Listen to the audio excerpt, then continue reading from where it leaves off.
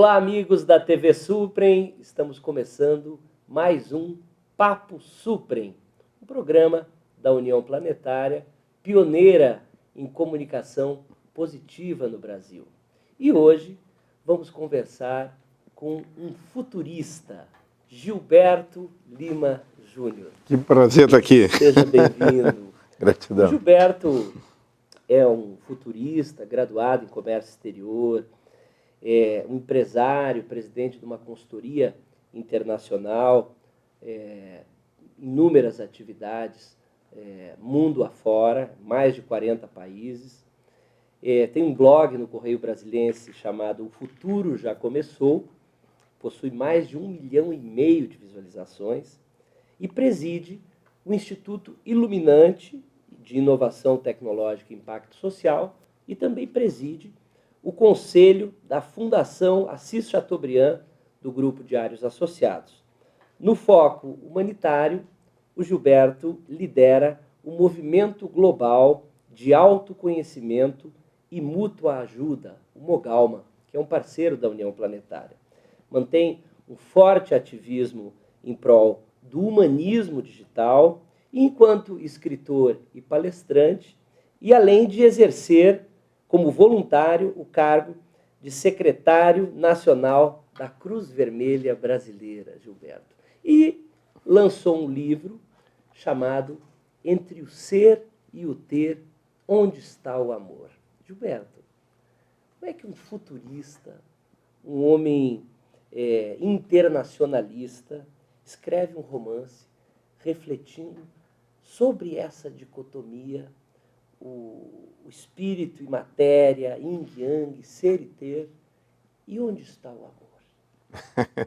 Bom, primeiro dizer da imensa alegria de estar aqui com vocês e do quanto eu sou fã dessa instituição tão grandiosa, dessa TV, que é o reflexo maior de uma projeção de mundo ideal, como nós buscamos, todos aqueles que são espiritualistas, e com isso eu inicio a resposta à tua pergunta, e que tem uma fé inquebrantável no ser humano e um desejo profundo de que a vida possa ser manifestada de acordo com a própria essência e a plenitude que ela é abundante, que ela é feliz, que ela é harmoniosa. E a TV Suprem consegue demonstrar de maneira muito concretas as coisas boas e positivas que a vida tem e quem são de fato as pessoas que se empenham na direção de fazer desse mundo um mundo melhor.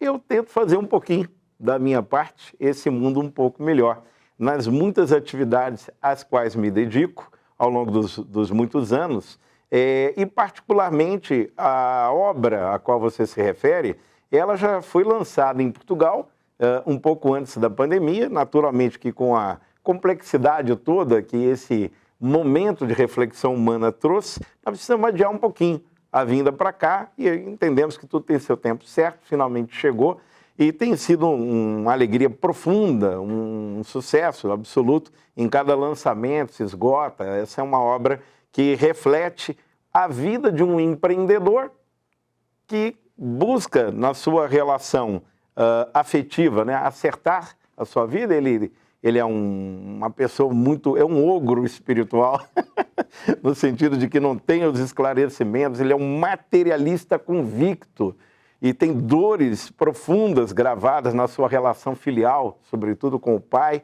que ao falecer deixa a indústria de molhos e temperos para ele, não por acaso, e não é nenhum spoiler, ele vai triplicar o tamanho dessa indústria, no fundo para provar que ele é melhor que o pai, portanto ele sempre foi motivado a ser competitivo, é aquele que grita nos corredores para mostrar quem manda, né? E, enfim, ele é um analógico do ponto de vista da espiritualidade que não inclui, que não permite a manifestação, vamos dizer, da harmonia que a gente tanto prega. Mas esse empreendedor, com toda a sua característica, vai encontrar que é a outra personagem, ele muito dedicado ao ter, ela dedicada ao ser, que é uma parisioca, né? Uma parisiense criada entre Paris e o Rio de Janeiro, já que o avô foi cônsul do Brasil na França, lá no Rio, e a mãe acaba casando com um brasileiro. Uma psicóloga extraordinária, habituada a ser voluntária em tragédias humanas pela Médicos Sem Fronteiras, como o tsunami da Tailândia, como o New Orleans, ali, aquele problema que teve do Katrina, né? E ela, essa grandeza de ser que ela é, do ponto de vista até material, com a família bem abonada, mas uma entrega absoluta à vida, ao resgate, a cuidar de órfãos nas tragédias. E esse camarada definitivamente fica absolutamente envolvido por essa mulher grandiosa e o improvável acontece, que é a química que acontece espiritual, enfim, entre os dois. E eu paro de contar aí, senão ninguém compra o livro. Mas essa história se passa em mais de 5 localidades do mundo e essa aparente dicotomia, como você bem colocou, espírito e matéria, yin yang, ser e ter, ela vai na relação dos dois apresentando para o leitor episódios, o atentado ao Charlie Hebdo lá em Paris e situações na Nigéria com Boko Haram. Acontecem coisas concretas que vão fazer com que a ficção se torne muito mais próxima do leitor de uma realidade, tentando criar uma trilha de percepção para quem observa mais a fundo, né, o caminho do equilíbrio, a busca desse caminho do equilíbrio entre ser e ter. E é uma pauta que permeia muito a tua vida também. Você escreveu esse romance, tem um pouco da vida real? Tem muito. Tem muito? Ela não só inspirada em fatos reais que a gente traz, mas muita gente pergunta se é autobiográfico, né?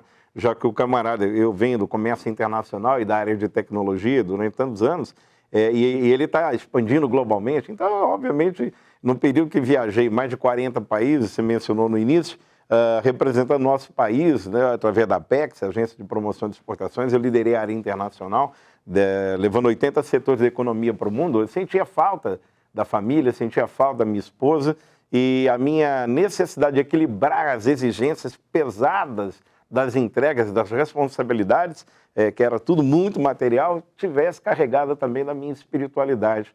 Desde muito cedo eu aprendi a meditar, entrei numa filosofia oriental muito conhecida que é Seichonoye, me tornei preletor desse movimento e sempre busquei esse caminho de equilíbrio. De alguma forma, sim, a história vai tentar contribuir, sendo eu um empresário, um empreendedor muito habituado ao lado cético da vida, trazer um pouco de suavidade, de percepção do campo mais sutil, do campo mais intuitivo desse mundo, né? Tão necessário, né, Gilberto? Muito. O personagem principal do seu livro está aqui, Ser e o Ter, Onde Está o Amor. Ele também é um empresário muito bem-sucedido, está expandindo seus negócios para vários países, mas ele é um cético, ele é pragmático, ele parece pouco sensível ali a temas da espiritualidade. Você considera que isso é um padrão no meio empreendedor, Gilberto? Esse ceticismo, esse materialismo? Infelizmente, o que orienta o mundo empreendedor, o mundo empresarial, a começar dos desafios que o próprio país impõe a quem empreende, e aqui a minha admiração, eu entendo que o empreendedor é um ente sagrado, né? E não falo isso pelo louvor lá do material do processo, não. Mas eu costumo dizer, Joab, que ele vive da fé. Ele vive da fé. Porque o sujeito tem um mini mercado, uma padaria, que ele abre 5 horas da manhã, tem 2, 3 mil itens que ele compra lá. Ninguém garante que no final do mês ele vai rodar toda a venda daqueles produtos, 2, 3 mil itens, para pagar todos os seus compromissos e responsabilidades com fornecedores, com a manutenção dessa estrutura toda, com os funcionários. Ele não tem garantia. O empreendedor não tem um dinheiro fixo no final do mês certinho para ele contar. Ele depende do quê? Da fé de que vai dar certo. Ele é movido pelo desejo de continuar fazendo e fazendo sempre que puder melhor, se aperfeiçoando. Então, ele é, nesse sentido, uma figura muito importante para a própria vida, para a própria sociedade, e a espiritualidade, de alguma maneira, na minha visão, o utiliza, entre aspas, como veículo, como canal de geração de riqueza, de abundância e de oportunidade. Quantas pessoas têm talentos, dons, competências que estão adormecidos? Quando o empreendedor abre um negócio na área de serviços, uma loja, ou um shopping, ou uma indústria, o que for, ele cria a oportunidade desses talentos latentes poderem se manifestar. E a vida, com isso, ganha um poder muito grande. Mas a escola principal que forma os empreendedores não leva em conta essa sutileza. Não tem esse olhar do propósito. Agora sim, graças a Deus, começa a voltar com muita força, a surgir essa força de entender o propósito das coisas, para que se tem. Eu digo, o que é o contrato social, que é a certidão de nascimento de um negócio?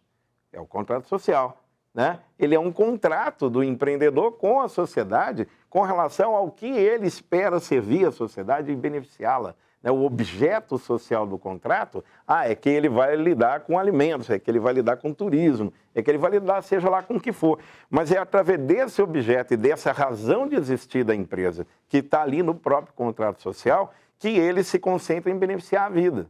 Quando a formação dele é um mundo competitivo, um mundo cão, né? Não deve se confiar em ninguém, empregado só serve, né, para dar o cano no patrão e se dar bem e fingir que trabalha. Quer dizer, esses paradigmas são paradigmas que precisam ser urgentemente transformados num olhar mais aprofundado. Ora, se eu tenho uma boa vibração, uma boa energia, uma boa sintonia, eu atraio naturalmente os melhores colaboradores, eu atraio os melhores sócios, eu atraio os melhores fornecedores, eu tenho uma empatia maior com a situação, com a sensibilidade de ter diversidade na minha empresa na hora de contratar, de respeitar gênero, de respeitar cor, respeitar o que for, considerando o melhor e a potencialidade, eu invisto para essa potencialidade manifestar, né? Obviamente que vai prosperar, obviamente que as pessoas que estão em torno desse magnetismo positivo, né, vão trazer melhor qualidade e melhor eficiência para o resultado. Então não é romancear nesse aspecto empreendedor, mas é dizer,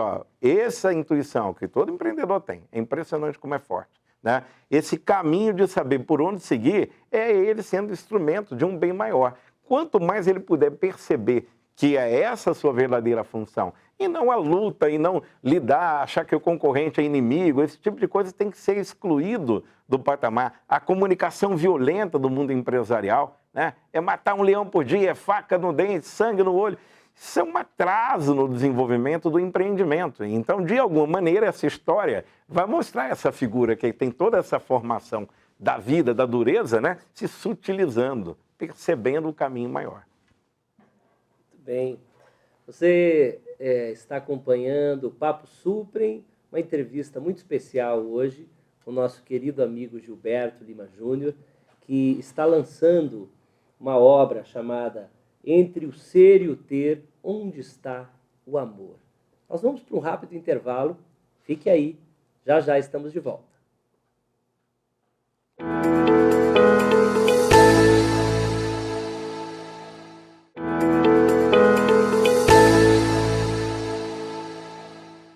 Estamos de volta com o Papo Suprem, conversando com o futurista, escritor, palestrante, empresário do ramo da tecnologia, Gilberto Lima Júnior. Gilberto, você coloca uma questão no seu livro, Entre o Ser e o Ter, Onde Está o Amor? As pessoas estão com medo de falar de amor nos dias atuais, Gilberto? Eu sou muito otimista e eu ouvi do CEO da HSM, que é uma das maiores instituições de treinamento de executivos, presidente, C-level, né, das organizações no Brasil, e o meu amigo Reinaldo Gama, e que também ele é o co-CEO da Singularity University, que é uma das maiores instituições do mundo em tendência de futuro. E ele disse o seguinte, que a Singularity no mundo inteiro, agora já não abre mais nenhum grande encontro executivo e empresarial sem meditação. Esses são sinais das mudanças. Esses são sinais de que esse capitalismo extremo, o materialismo selvagem, o custe o que custar, o ter pelo ter, ele está questionado, porque não está sendo sinônimo de sustentabilidade planetária, não está sendo sinônimo de felicidade das pessoas. Então o amor está embutido aí, no sentido de que as pessoas nunca buscaram tanto o autoconhecimento, nunca buscaram tanto compreender melhor a si próprio e a sua relação com o outro. Nunca vimos uma exigência tão grande, sobretudo depois de pandemia, de cuidados emocionais, da saúde emocional.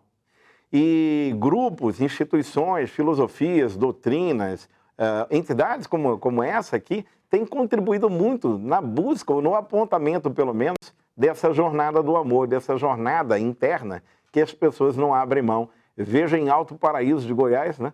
Eu tenho amigos muito ricos que resolveram morar lá, são empresários. estão a morar, foram na pandemia e praticamente agora inverteram. Vão de vez em quando lá em São Paulo, no Rio de Janeiro. Parece um pouco de exagero, mas não é. É a necessidade de temperar todo esse movimento, toda essa correria com um sentido de ser. E essa pauta do amor, tu acha que pode, do amor próprio, do amor universal, da fraternidade universal, acho que pode ajudar as pessoas? De que forma o teu livro pode ajudar as pessoas nesse despertar, nessa busca por esse equilíbrio do mundo material com o mundo espiritual e do autoconhecimento? Eu tenho realmente assim um desejo de alma, porque foi escrito com essa energia, com essa vibração, de que a história, que é uma ficção, como eu disse, né, bem envolvente, ela seja capaz de mostrar que esse caminho da busca do autoconhecimento, esse caminho da unidade com o outro, do respeito à natureza, do respeito a culturas, do respeito à diversidade, isso são manifestações do amor, né? O que é o preconceito? O que é a rigidez? O que é a arrogância, se não uma fragilidade emocional que as pessoas se escondem, às vezes, entendendo que o mundo é um mundo selvagem e para se proteger ela se torna arrogante.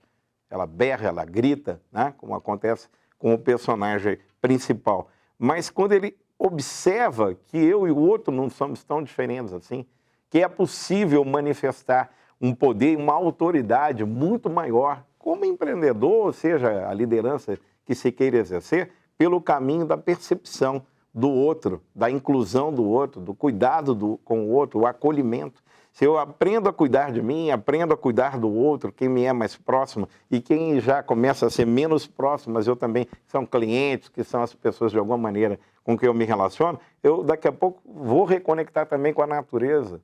Vou incluir também animais, vou incluir também plantas, vou incluir também o ecossistema onde eu estou como parte integrante, não como dono explorador, né? E essa delicadeza no olhar torna a energia sutil, torna essa força que orienta e que protege os desígnios do caminho do empreendedor muito mais elevada e, naturalmente, acaba por sintonizar pessoas certas na hora certa e no lugar certo. Isso é a trinca da prosperidade, ou seja, para de correr tanto e se enganar e se iludir tanto e, naturalmente, atrai o melhor na hora que mais precisa. É possível isso. Eu queria explorar um pouco o seu amplo conhecimento aí de tecnologia como um futurista, porque são inegáveis as mudanças no campo do trabalho, do consumo. A tecnologia está presente nas nossas vidas, a pandemia nos trouxe as reuniões virtuais e essa proximidade, vem aí o mundo do metaverso. Para que caminho o mundo está indo, Gilberto? O que o futuro nos reserva? Como é que você analisa o papel da tecnologia nessas importantes transformações sociais que nós estamos vivendo em busca desses novos paradigmas que tu mesmo citaste na resposta anterior? Perfeito. Até me dá uma grande oportunidade de dizer, Gilberto, por que a tua rede social é Gilberto Namastec, com CH no final? Eu cunhei esse termo no sentido de trazer a ideia de temperar a tecnologia, Joabem, com o calor humano. A tecnologia em si não é boa, não é ruim. A energia bem canalizada da lâmpada, mal canalizada dá uma bomba, correto? A tecnologia em si, ela não tem, não há juízo de valor sobre ser boa ou má, mas a sua aplicação. Quando nós observamos que a inteligência artificial, né, ela vem de alguma maneira e se torna uma ameaça para uma grande maioria de pessoas, né, no sentido de que muitos trabalhos ou muitas atividades profissionais que envolvem análise de grande volume de informações e dados dentro de um padrão repetitivo, auditoria, corretagem, contabilidade, trabalhos que são repetitivos físicos, né, braçais de alguma maneira que requer análise de dados, vai haver realmente uma inteligência aí chamada de artificial, o termo não seria muito correto, né, para facilitar. Mas isso ameaça, isso impõe medo nas pessoas. Mas é verdade, a gente tem que olhar lá para o Congresso Europeu, né, para o Parlamento Europeu, desculpa, para o Congresso norte-americano, eles colocaram um regulatório para normatizar o funcionamento da inteligência artificial em favor da vida e não em detrimento dela. Tem aqui em Campinas uma empresa que é dedicada à inteligência artificial na área da saúde, que está a ajudar 1.200.000 pessoas monitorando, né, a qualidade de vida dessas pessoas e auxiliando elas, né, para ter um padrão e uma predição de doenças que possa permitir com que essas pessoas usufruam de uma maneira integral, muito mais sistêmica, né, da sua qualidade de vida. Então, a tecnologia ela precisa sim ser pensada em favor da vida e não em detrimento dela. Lá o Instituto Iluminante de Inovação que eu presido, a nossa pregação lá pelo Mogalma, né, sobre autoconhecimento e muito ajuda, quer, em conjunto com a sociedade, pensar e prevenir todos os avanços de um 5G, de um 6G, que já está aí vindo a caminho, né, que é tudo muito fantástico. Os 5G são 100 vezes mais rápido o acesso a um dado. Isso é uma loucura. O 6G, por exemplo, na China está desenvolvido, você imagina que tivesse uma locomotiva que sai do ponto A para o ponto B, levaria 3 horas e meia, no 4G, no 6G vai levar 7 minutos. Ora, então quando você acelera tudo, né, você dá um pânico nas pessoas, uma ansiedade nas pessoas. Então elas, por outro lado, correm para se agarrar à tecnologia e também fazem mau uso dela, se intoxicam, não largam o celular, levam para o banheiro, dorme com aquela frequência ali do lado, que não é nada recomendável, né? Crianças, por que os bilionários do Silicon Valley proíbem suas crianças de ter contato com tela? Por que as agências de babás têm uma multa milionária se forem flagradas na presença dos seus filhos com a tela na mão? Estão lá em escola montessoriana, com brinquedinho pedagógico de madeira, aprendendo a cuidar da terra. Esse é o caminho. É um caminho de reconexão pela natureza, um caminho de reconexão pela espiritualidade, o caminho de reconexão pelo autoconhecimento que vai dar esse equilíbrio. Então, não é um problema da tecnologia, mas nós sabemos exigir do programador, do código, do algoritmo, que navega e rastreia a vida das pessoas numa rede, como ele pode favorecer em prol do melhor que a pessoa possa ter, e não para explorá-la, né? Alguém tem que questionar tudo isso. E não é ter medo, mas é se dedicar ao caminho do meio. Essa reconexão, esse religare, que sempre foi feito pelas religiões, pelas doutrinas, como é que você analisa essa missão das religiões e essa interface digital? As doutrinas, as religiões, estão preparadas para isso? Essa é uma pergunta extraordinária, né? E daria um programa inteiro aí, né? Eu tive a honra e agradeço Salete Aquino, que é responsável pela IURI, que é a Iniciativa das Religiões Unidas, que está em 110 países. Ela me deu o privilégio de fazer uma palestra para líderes religiosos. E ela juntou, eu tenho a impressão que foram quase 60 grandes líderes de todas as denominações, para discutir o papel da religião frente ao avanço das tecnologias disruptivas. E isso foi fechado, isso não está público, né? Foi o acordo que a gente fez para não haver nenhuma distorção. Mas o fato é que reproduzir os anacronismos, né, da separatividade, reproduzir o distanciamento dos conflitos religiosos, lamentavelmente temos visto aí em períodos políticos a manipulação da fé, a manipulação do exercício, vamos dizer, da pureza da alma, né? E que, de alguma maneira, a gente tem que fazer com que as lideranças religiosas observem que a nova humanidade que surge impactada por essa tecnologia provavelmente vai precisar de novos mecanismos, de novos instrumentos para serem compreendidas nas suas necessidades. O religar e essa reconexão, na verdade eu digo o religar do estado de consciência, né? Porque no nível do eterno, nós nem que queiramos, jamais nos afastamos, jamais nos afastaremos do seio da essência, né, divina. Mas é o papel das religiões, doutrinas e filosofias se atualizarem. Os ismos, de alguma maneira, estão precisando de uma forte atualização. Não é só o capitalismo, o socialismo, mas todos os ismos e denominações que, de alguma maneira, tentam os mesmos métodos. Repare, é eterno o valor de seus ensinamentos. Isso aí não tem o que ser atualizado, porque é eterno, tem valor absoluto. Então não há o que questionar sobre isso. Mas a forma como se interage com a juventude de hoje, né, tão conectada, com as pessoas que estão tão sofridas, com que linguagem, de que maneira, de alguma forma a própria grande sabedoria divina haverá de orientar as lideranças das diversas religiões, mas que elas possam realmente estar atentas a isso. Antes de encerrar o nosso Papo Suprem, eu peço a você que acompanhe as nossas redes sociais da União Planetária e também o canal Suprem no YouTube. É muito importante a sua participação conosco. Gilberto, como é que as pessoas... Podemos encerrar essa entrevista informando como que as pessoas podem adquirir o seu livro, esse romance tão importante, paradigmático para empresários, pessoas que estão dispostas a entrar nesse caminho do meio. Perfeito, tem essa amplitude, né? Bom, dizer que, particularmente, a Amazon, Submarino, as livrarias virtuais já tem o livro disponível.